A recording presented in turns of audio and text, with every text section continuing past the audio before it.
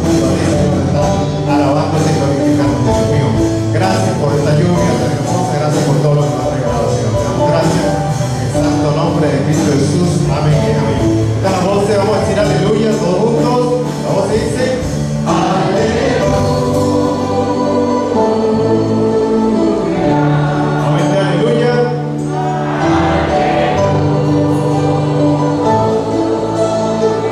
Ese dice aleluya.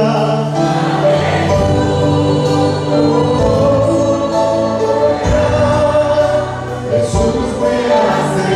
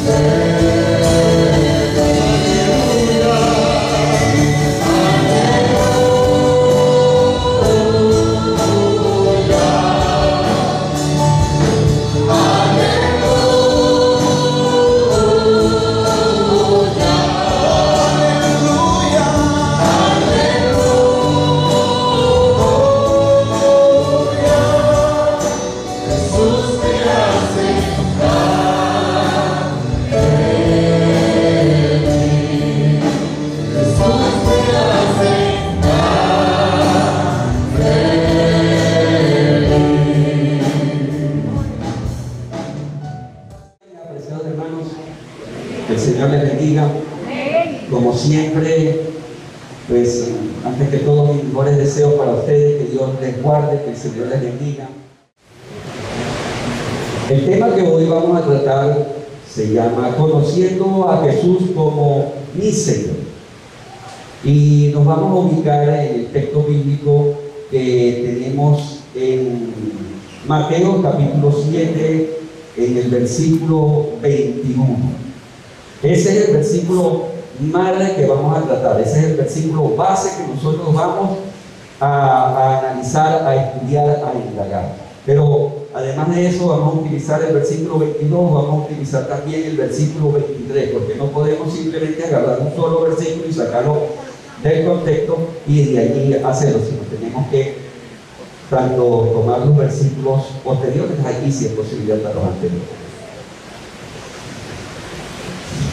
La palabra de Dios dice así. También vamos a leer el versículo de Lucas 6:46. Pero la palabra de Dios dice de la siguiente manera, mis apreciados hermanos. Estamos ubicados en Mateo 7, versículo 21. Dice así la palabra de Dios. En el nombre del Padre, del Hijo y del Espíritu Santo, hoy vamos a leer y a entender y a ver cómo hacemos para poner en práctica la palabra del Señor. Dice: no todo el que me dice Señor, Señor, entrará en el reino de los cielos, sino el que hace la voluntad de mi Padre que está en los cielos. Muchos me dirán en aquel día: Señor, Señor, ¿no profetizamos en tu nombre? Y en tu nombre echamos fuera demonios, y en tu nombre hicimos muchos milagros. Y el 23 dice: y entonces les declararé: nunca os conocí, apartados de mí, hacedores de maldad.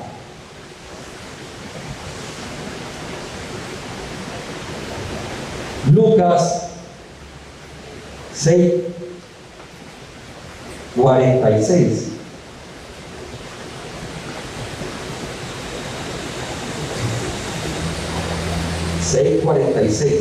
Nos dice de la siguiente manera: ¿por qué me llamáis Señor, Señor, y no hacéis lo que yo digo? Muy bien. El mensaje de hoy, como mi hermano Enrique muchas veces lo ha dicho acá, también mi hermano Monse en algunas oportunidades, lo vamos a hacer leyendo lo que dice la palabra de Dios, buscando la forma de entender lo que la palabra nos dice y buscando la manera de aplicar lo que aquí escrito está. De esa forma. Y lo voy a volver a leer porque, miren, esto es importante, interesante, dice. Nuevamente lo voy a leer y lo voy a leer de una forma un poquito rápida. Dice: no todo el que me dice Señor, Señor entrará en el reino de los cielos, sino el que hace la voluntad de mi Padre que está en los cielos. Muchos me dirán en aquel día: Señor, Señor, no profetizamos en tu nombre, y en tu nombre echamos fuera demonios, y en tu nombre hicimos muchos milagros. Y entonces le declararé: nunca os conocí, apartados de mí, hacedores de mal. La palabrita entrará, la palabra que dice me dirán, y la palabra que dice les declararé, están narradas en futuro. No está diciendo en presente, sino en futuro. O sea que esto se lo dijo el Señor Jesucristo en este momento para ellos, pero todo lo que Él dijo es enmarcado hacia un futuro. ¿Cuál es ese futuro? Bueno, cuando venga el Rey de Reyes y Señor de Señores, nuestro Señor, nuestro Salvador, y allí reunirá todas las naciones, y allí a cada quien le va a dar lo que le corresponde por todo lo que ha hecho en esta vida. Por ahí van los tiros que dicen. Bueno, como siempre me gusta comenzar las predicaciones desde lo más sencillo. Lo primero que vamos a definir es el concepto de Señor, desde tres perspectivas. Señor desde el punto de vista del castellano, Señor desde el griego y Señor desde el hebreo. Dice, desde el castellano, expresa la idea de una persona que merece respeto o ejerce autoridad. En el griego, la expresión kyrios significa Señor, significa maestro, significa amo, significa dueño. Señor significa Señor, kyrios significa Señor, maestro, amo, dueño.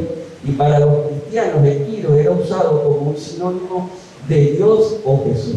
En el hebreo, en el judaísmo, el nombre de Dios no se debería pronunciar. Los judaístas, los del pueblo de Judá, los israelitas, para ellos pronunciar el nombre de Dios era una cosa sublime, que era tan sublime y tan excelso que ellos no lo pronunciaban, sino que usaban otro término o otra palabra que era Adonai, que significa también Señor. Se utiliza para referirse a una persona importante con capacidad para ejercer su dominio sobre algo o alguien.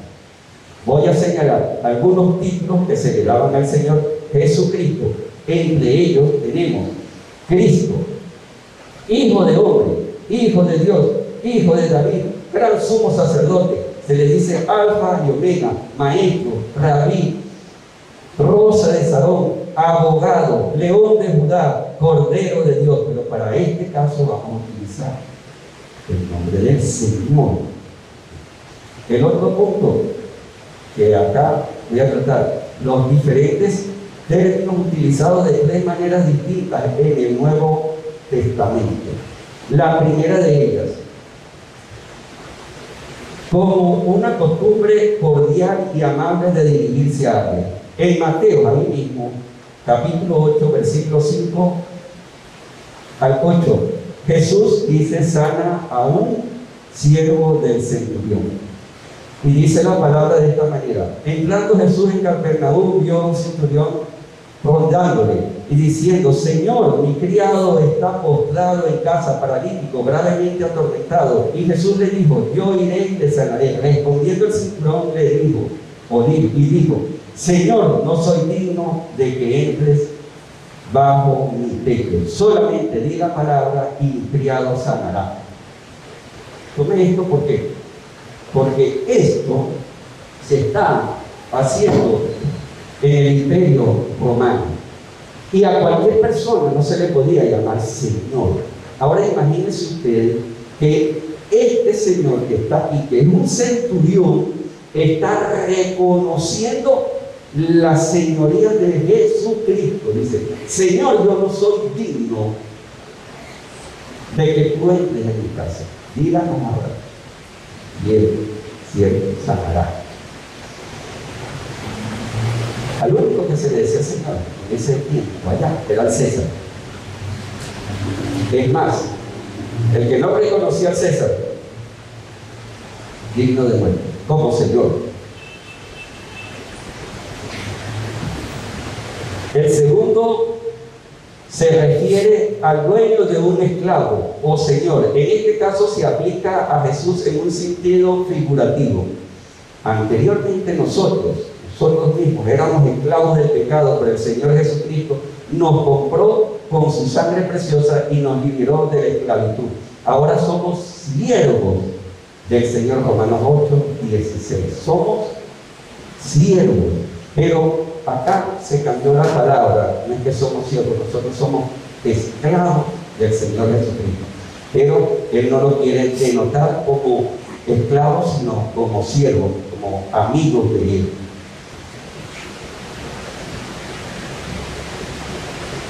El tercer punto: el uso es de carácter imperial, se refiere a aquel que tiene la soberanía. ¿Quién tiene la soberanía sobre todas las cosas? Pues el Señor. Dice: durante el Imperio Romano se les exigía a sus pobladores que proclamaran que el César era el rey y señor o señor. Y los cristianos de esa época, del primer siglo, rechazaban proclamar al César como Señor y manifestaban que Jesús era el Señor. Y por lo tanto eran perseguidos y eran amutilados, matados o asesinados por el Imperio Romano, debido a que los cristianos de esa época no aceptaban al César como el Señor, y por el hecho de no aceptarlo como el Señor, muchos eran muertos, porque el Señor para ellos era el César. El título de Señor que se le dio a nuestro Señor Jesucristo se lo dio nuestro Padre Celestial, el Dios Padre. Eso lo podemos encontrar en Filipenses capítulo 2, desde el versículo 9 al 11. Se lo voy a leer un poquito rapidito porque falta. Dice así: por lo cual Dios también lo exaltó hasta lo sumo y le dio un nombre que es sobre todo nombre, para que en el nombre de Jesús se doble toda rodilla de los que están en los cielos y en la tierra y debajo de la tierra, y toda lengua confiese que Jesucristo es el Señor, para la gloria de Dios. Entonces, el Señor Jesucristo es el Señor porque ese título se lo otorga nuestro Padre Celestial. Y ante Él, cuando el Señor Jesucristo venga a la tierra a hacer su juicio, ante Él se doblará toda rodilla, toda rodilla, y toda rodilla manifestará que es Él el Señor. Ahora, otro punto, el número 5 lo tengo yo acá estructurado en mi predicación, o la predicación que el Señor me ha dado para Él. Dice: ¿a quiénes les hablaba estas palabras del Señor Jesucristo en este pasaje? En Mateo 7:21 dice así: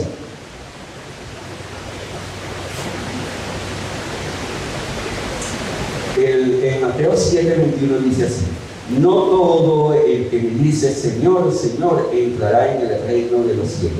¿A quiénes les estaba el Señor Jesucristo diciendo estas palabras? Sino el que hace la voluntad de mi Padre que está en los cielos. Esas palabras se las estaba diciendo el Señor Jesucristo al pueblo de Israel para ese momento. Vamos a ubicarnos en Mateo 4:25. Mateo 4:25 dice: y le siguió mucha gente de Galilea, de Decápolis, de Jerusalén, de Judea y del otro lado del Jordán. O sea, al Señor Jesucristo les estaba hablando. Recordemos que este mensaje es el mensaje que dio el Señor Jesucristo en el Sermón del Monte. Y el Sermón del Monte está constituido por el capítulo 5, el capítulo 6 y el capítulo 7. Aquí, en 7:21, el Señor Jesucristo se está dirigiendo a la gente que venía a escucharle. ¿Pero de dónde venían a escucharle? Venían a escucharle nada más y nada menos que desde Galilea, desde Decápolis, de Jerusalén y de Judea. De los 4 puntos cardinales que tiene el Estado de Palestina o Israel, venían del norte, venían del sur, venían del este y venían del oeste, pero aún así dice más. Dice que venían aún del otro lado del río Jordán. O sea que el mensaje, esto que se está diciendo en este momento aquí, no solamente el Señor se lo dijo a su pueblo, porque el vino fue a salvar a su pueblo, sino que también se lo dijo a todos aquellos que estaban por fuera de la frontera del pueblo de Israel, más allá del río Jordán. Y este mensaje también es para nosotros hoy en día.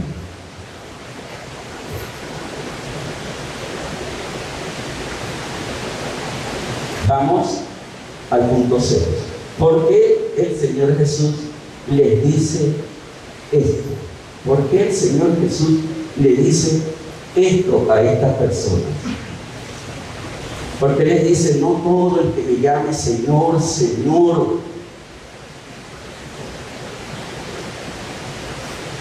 entrará en el reino de los cielos, sino el que hace la voluntad de mi Padre que está en los cielos. Y aquí anoté la respuesta.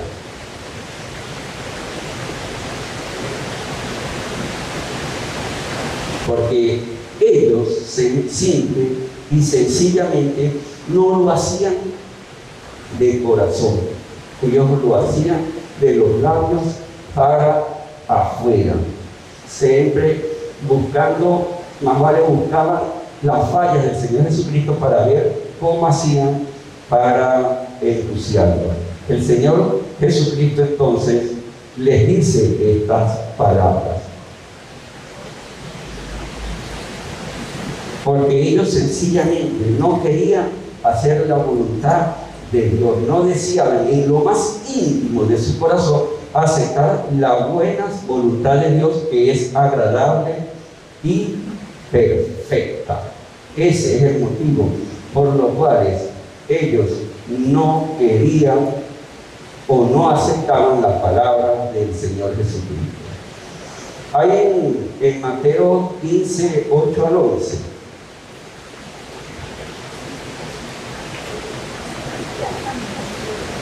En Mateo 15, del 8 al 11, el Señor Jesucristo habla estas palabras y dice así: este pueblo de labios me honra, mas su corazón está lejos de mí. Pues en vano me honran, enseñando como doctrina mandamientos de hombres. Y llamando hacia la multitud les dijo: oíd y entended. No lo que entra en la boca contamina al hombre, mas lo que sale de la boca, esto es lo que contamina. Pero de allí tomó: este pueblo de labios me honra, mas su corazón está lejos de mí. Por eso es que el Señor Jesucristo en este momento les dice a ellos que no todo el que me llame Señor, Señor, entrará en el reino de los cielos, porque ellos con su boca alababan al Señor Jesucristo, con su boca lo glorificaban, pero dentro de su corazón ellos realmente no tenían ese sentimiento. Ellos no tenían ese sentimiento. Más vale, ellos rechazaron a Jesucristo como el Señor. Es triste, pero es así. Ahora vamos al punto en el cual habla, o vamos a hacer referencia a cuál es la voluntad de Dios.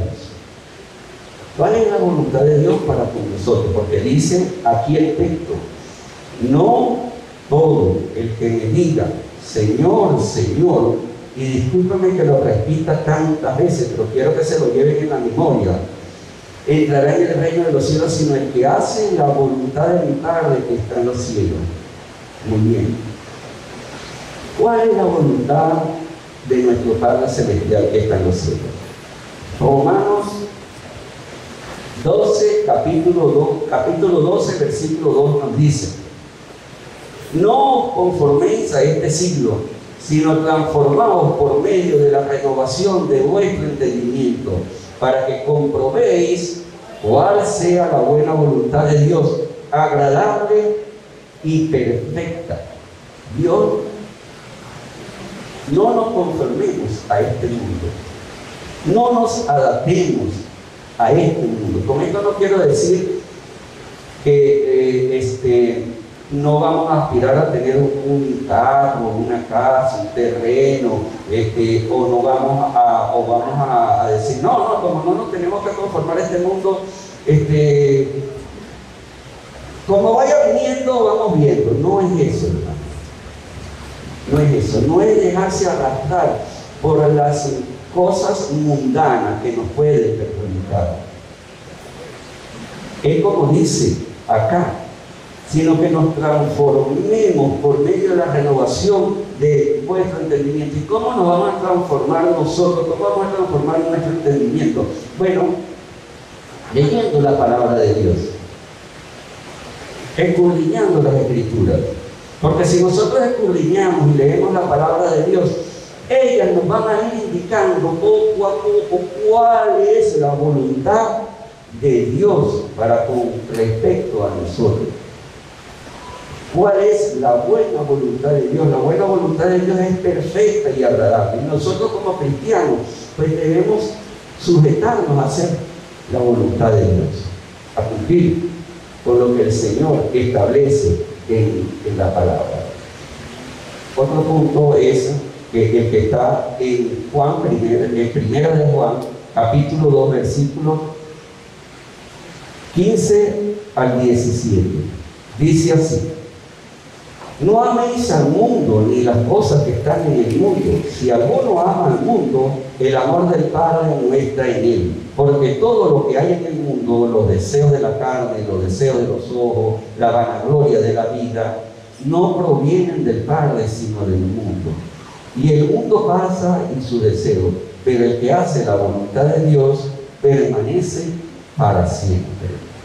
Como les estaba diciendo, no nos adaptemos o no nos acostumbremos a las cosas de este mundo, hermano. Porque las cosas de este mundo son de este mundo y aquí en este mundo se van a quedar. Y muchas veces nosotros, por las cosas que son de este mundo, delegamos el amor a Dios. Ponemos a Dios en segundo plano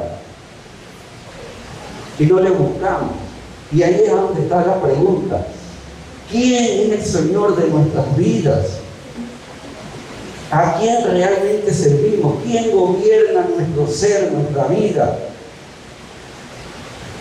El carro, la casa, la esposa, los hijos, el trabajo, los deseos de los bienes materiales, las cosas que nos gusta de este mundo.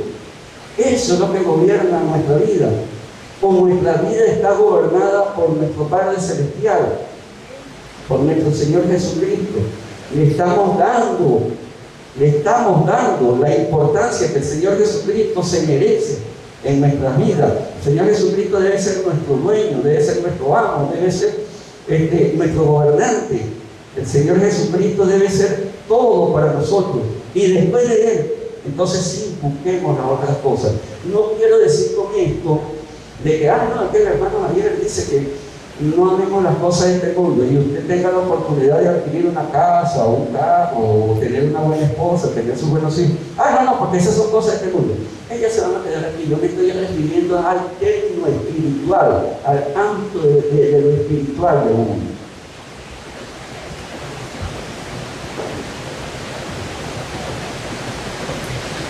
vamos a tratar otro punto que hace referencia a la voluntad de Dios. Y vamos a definir lo que es para nosotros, lo debería ser para nosotros, la voluntad de Dios. Y vamos a ubicarnos en Daniel 4:35. Daniel 4:35 dice así: todos los habitantes de la tierra son considerados como nada, y Él hace según su voluntad en el ejército del cielo y en los habitantes de la tierra, y no hay quien detenga su mano y le diga: ¿qué haces? ¿Qué haces? La voluntad de Dios es el control soberano de Dios sobre toda su creación. Esta definición identifica la voluntad soberana y decretada de Dios.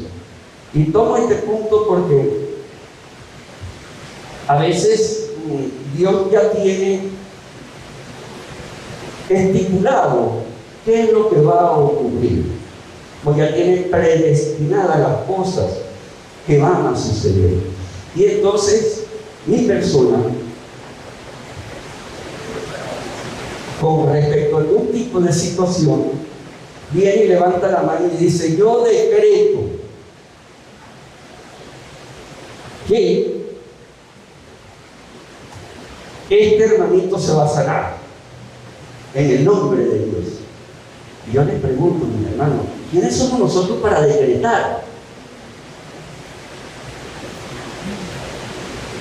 Yo lo decreto. Y si esa no es la voluntad de Dios, si Dios en su soberanía ya tiene predeterminado que ese hermano, pues bueno, va a enfermar y cumplió ya su etapa de la vida y tiene que partir con el Señor, entonces vengo y le digo: yo decreto. Pero someter la voluntad de Dios a mi voluntad, y no debe ser así. Sería mejor decir: vamos a orar por el hermano Javier que está quebrantado, y levantamos la oración, y en vez de decir decretamos, decimos: Señor, si es tu voluntad, si tú quieres, si a ti te place, ¿no crees que es como mejor? Voy a dar algunos ejemplos con respecto a la voluntad soberana de Dios para que veamos la importancia que eso tiene. Mateo 26, capítulo 26, versículo 39, en donde está la oración de Jesús en el Getsemaní.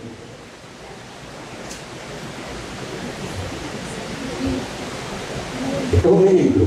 Dice así: uno de ellos es cuando Jesús, o sea, estoy hablando de lo que es la voluntad soberana, es cuando Jesús oró. Estoy dando un ejemplo: es cuando Jesús oró en el Getsemaní. Mateo 26, 37, 39. Y el Señor Jesucristo dijo estas palabras: Padre mío, si es posible que pase de mí esta copa, pero no sea como yo quiero, sino como tú quieras. Aquí se está refiriendo a la voluntad soberana de Dios. El Señor Jesucristo no le dijo: bueno, yo no quiero que esto ocurra. No, el Señor Jesucristo le dijo a su Padre: Padre mío, haz, si es posible que pase de mí esta copa. Él no le exigió que se hiciera como él quería. Él no le dijo: yo decreto que pase de mí esta copa. Él no lo dijo así. Hechos capítulo 4, versículos 27 y 28. Porque verdaderamente se unieron, dice así, en esta ciudad contra tu santo Hijo Jesús. ¿Quiénes se unieron? Herodes, Poncio Pilato, juntamente con ellos los gentiles y el pueblo de Israel, contra tu santo siervo, a quien tú ungiste para hacer cuanto tu mano y tu propósito habían predestinado para que sucediera. Aquí tenemos la voluntad soberana de Dios. Dios tenía ya predestinado que el Señor Jesucristo muriera. ¿Para qué? Para la salvación de nosotros a través de la redención. Primera de Pedro, capítulo 3, 17 dice: pues es mejor padecer por hacer el bien, si así es la voluntad de Dios, que por hacer el mal. O sea, que Dios de repente permite que algunas cosas que no son agradables a nosotros, de acuerdo a su divina y santa voluntad, estas ocurran. Pero eso va a ir en beneficio de nosotros. Por lo tanto, mis hermanos, yo considero que nosotros no deberíamos estar orando en esa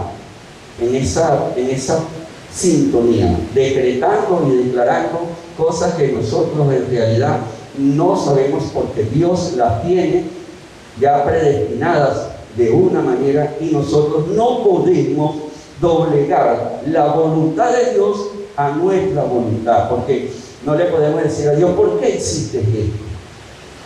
No es el debe ser. Ahora voy a hablar con respecto a la voluntad de sus mandamientos. La voluntad de Dios es lo que Él nos manda a hacer. Esta es la voluntad de Dios que nosotros podemos hacer o no hacer. Por ejemplo, los mandamientos en Éxodo. Y tenemos aquí el mismo versículo, Mateo 7:21, Primera de Tesalonicenses 4:3, Primera de Tesalonicenses 5:18, Mateo 19, versículo 21, el joven rico. Pero vamos a hablar de los mandamientos de Éxodo. El Señor nos mandó unos mandamientos: amar a Dios por sobre todas las cosas, con toda nuestra mente, con todo nuestro corazón, con toda nuestra fuerza, amar al prójimo, no robar, no matar, amar, honrar al padre y a la madre, no adulterar, no fornicar. Todas esas cosas nos las mandó el Señor, y esos son mandamientos, y esa es la voluntad de Dios, y Dios quiere que nosotros hagamos eso.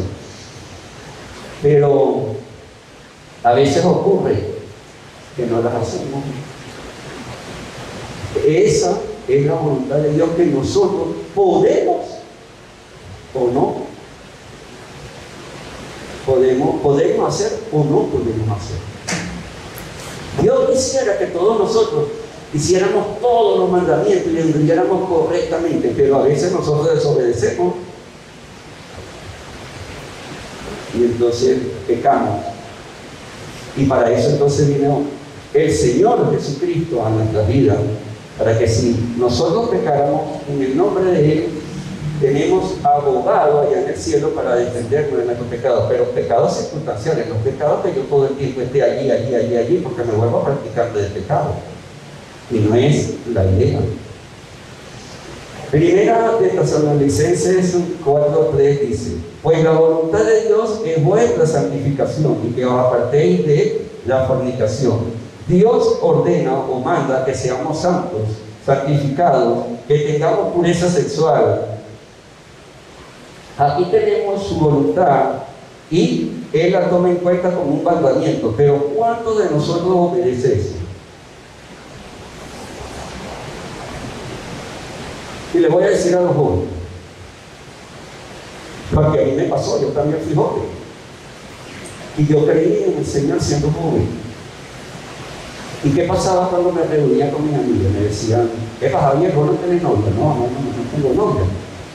Ay, sí. ¿Y cuántos años tenés? 20, 25. No. Vos sí sois vos. ¿Cómo no vas a tener novia? Vas a perder los mejores años de tu vida. Y a las muchachas, a las jóvenes, también les ocurre. Entonces, yo fui un tiempo cristiano en la iglesia Luz del Mundo, y esto me pasó. Oh, vos no bebéis, vos no bailás, vos no fumás, vos no gozás. Y tenía una concepción: no, es que yo soy cristiano, saliste de eso, vos sí sos tonto. Mirá, venía a gozar la vida. Y así pasa con las muchachas hoy en día. Hablé de los muchachos, no, ahora de las muchachas. A veces se reúnen y tal. ¿Y vos tenés novio? No, yo no tengo novio. Y vos, no, que yo soy cristiano, pero mira, fulanito de tal te está echando el ojo. No, yo soy cristiana evangélica. Sí, vos sos cristiana evangélica. Ay, vos sí sos tonta. Pasan esas cosas. Y entonces a veces conversan y llegan a temas más profundos y dicen, ¿y cuántos años tenés? Yo tengo 25 años. ¿Y nunca has tenido relaciones? No, yo todavía soy señorita. Uy, en estos tiempos todavía vos sos señorita. Yo tengo 10 novios y he estado con 15. Imagínense ustedes eso, mi hermano. Y entonces no obedecemos la palabra de Dios. Y el mundo está siempre allí, golpeando, buscando la manera de cómo hacer para que caigamos y no obedezcamos la voluntad de Dios. Y recordemos que por todo lo que nosotros hagamos tendremos que rendir cuenta delante del Señor cuando venga el día del juicio. Primera de Tesalonicenses 5:18. Dice, da gracias en todo, porque esta es la voluntad de Dios para vosotros en Cristo Jesús. Estoy hablando de la voluntad de Dios. Sí damos gracias en todo, mi hermano, hasta cuando tenemos pérdida. O de repente vamos manejando el carrito y ¡pum! Se escuchó el caucho. ¡Oh, Señor, Dios mío! ¡Sí! El caucho se me escuchó. Vale $50 y empezamos a murmurar y a criticar y a hablar. Dele gracias a Dios, mi hermano. Si usted tiene repuesto, dele gracias a Dios. Agarre, ocúpese, quite la puerta, ponga el repuesto y vuélvase a encomendar al Señor y siga el camino. No podemos estar todo el tiempo renegando por aquellas cosas malas que nos pasan. ¿Qué sabemos nosotros si es que más adelante nos iba a pasar una cosa peor? Y Dios permitió que se te pinchara el caucho para favorecerte de un accidente más grave. ¿Qué sabemos? Pasan esas cosas, mi hermano. Entonces, estas son las cosas que son la voluntad de Dios, que Dios manda que le hagamos, a que le demos gracias a Dios, pero a veces no le damos las gracias a Dios, sino más vale nos ponemos a renegar. Ahora vamos al punto, yo tengo aquí un punto 9, y dice, ¿quién es nuestro Señor realmente? ¿Dios o las riquezas? Nosotros tenemos que decidir en nuestras vidas quién es nuestro Señor, a quién le vamos a servir. Y para hablar de esto, tomé a Mateo, capítulo 19, desde los versículos 16 al 20, en donde habla del joven rico. Todavía me queda un poquito de tiempo. Mateo, capítulo 19. De los versículos 16 al 20, en donde está el joven rico, y dice así: entonces vino uno y le dijo, maestro bueno, ¿qué bien haré para tener la vida eterna? Él le dijo, ¿por qué me llamas bueno? Ninguno hay bueno sino uno, Dios. Mas si quieres entrar en la vida, guarda los mandamientos. Le dijo, ¿cuáles? Y Jesús dijo, no matarás, no adulterarás, no hurtarás, no dirás falso testimonio, honra a tu padre y tu madre, y amarás a tu prójimo como a ti mismo. Observen algo. No le nombró amar a Dios por sobre todas las cosas. ¿No se dieron cuenta de eso? Amar al prójimo como a ti mismo, pero no le nombró amar a Dios. Y ya, ese es un detallito. Y el joven le dijo, todo esto lo he guardado desde mi juventud. ¿Qué más me falta? Jesús le dijo, si quieres ser perfecto, anda, vende lo que tienes y dalo a los pobres y tendrás tesoros en el cielo, y ven y sígueme. Oyendo esto, el joven esta palabra, se fue triste, porque tenía muchas posesiones. Dije, le nombró varios mandamientos, menos el de amar a Dios por sobre todas las cosas. Y este joven, considero yo judío, no sé si sería fariseo, no sé, escriba, no sé, cumplía los mandamientos, todos.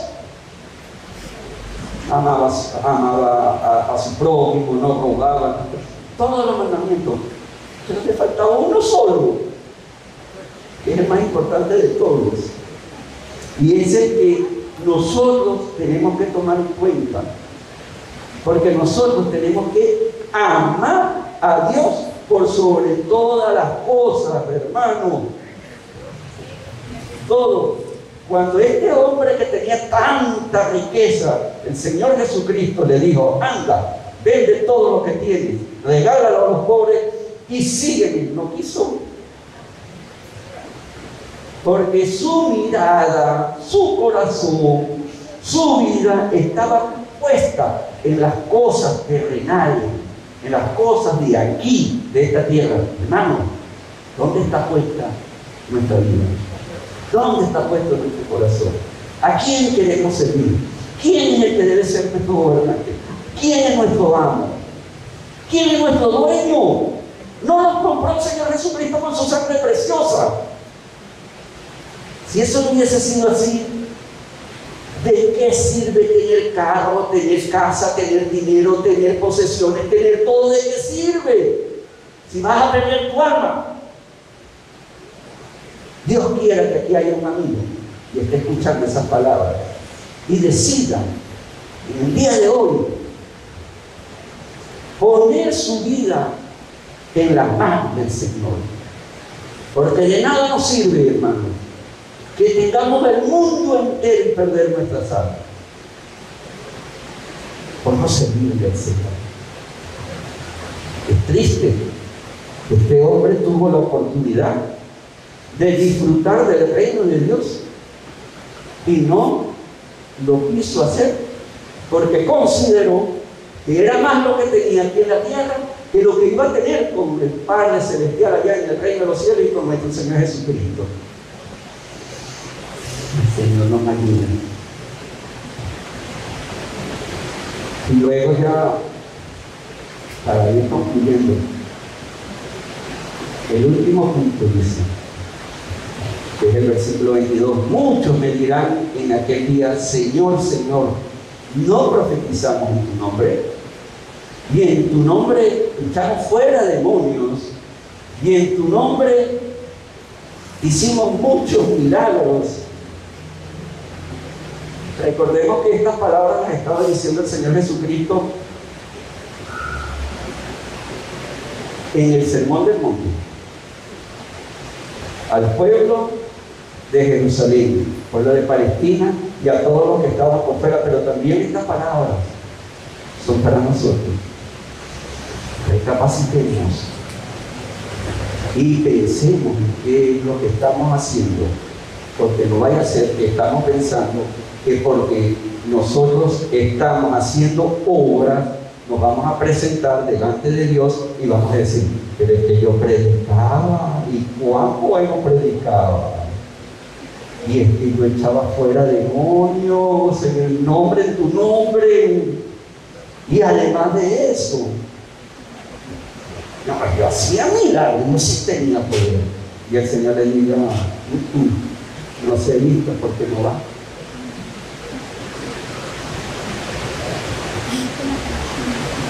Sirvámosle al Señor con nuestro corazón, con toda nuestra fuerza, con toda nuestra mente, con todo nuestro amor, y dejemos que las cosas del mundo sean de este mundo y busquemos las cosas que son de Dios. Voy a citar Lucas capítulo 10, versículo 17, pero el que voy a tomar de aquí, capítulo 10, versículo 17 al 20, dice: esto fue cuando Jesucristo mandó a 70 hombres a predicar. Volviendo los 70 con gozo, diciendo: Señor, aún los demonios se nos sujetan en tu nombre. Y les dijo: yo veía caer del cielo a Satanás como un rayo. He aquí os doy potestad de hollar serpientes y escorpiones y sobre toda fuerza del maligno, y nada os dañará. Y esto es lo que quiero que sepan.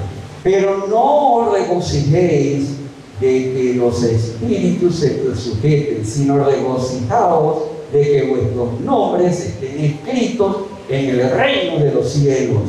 De eso es que tenemos nosotros que regocijarnos.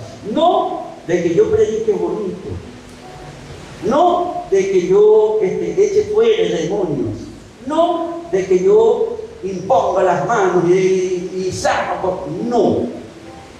De lo que tenemos que regocijarnos nosotros es de que somos hijos de Dios, y como hijos de Dios somos herederos del reino de los cielos, pero tenemos que ser hijos de Dios, y no nos vanagloriemos por lo que nosotros hacemos, por lo que estamos haciendo en la obra del Señor. Entre más humildes seamos, muchísimo mejor, porque la misma palabra de Dios dice que el que se humilla será ensalzado, pero el que se ensalza será humillado. Y de repente a estas personas que estaban en ese momento pensando que porque profetizaban, que porque echaban fuera demonios y que porque sanaban enfermos, el Señor, y iban a decir: Señor, Señor, ya tenían ganado el reino de los cielos. Ya estamos terminando, o me queda un poquitico nada más, un poquitico. Lo otro que dice, aquí lo titulé y dije: ¿qué es lo que realmente importa? Mire, mi hermano, estos versículos que aquí se mencionan en forma de futuro. Va a venir un juicio a todas las naciones, y espero que cada uno de nosotros estemos considerados como ovejas para el Señor.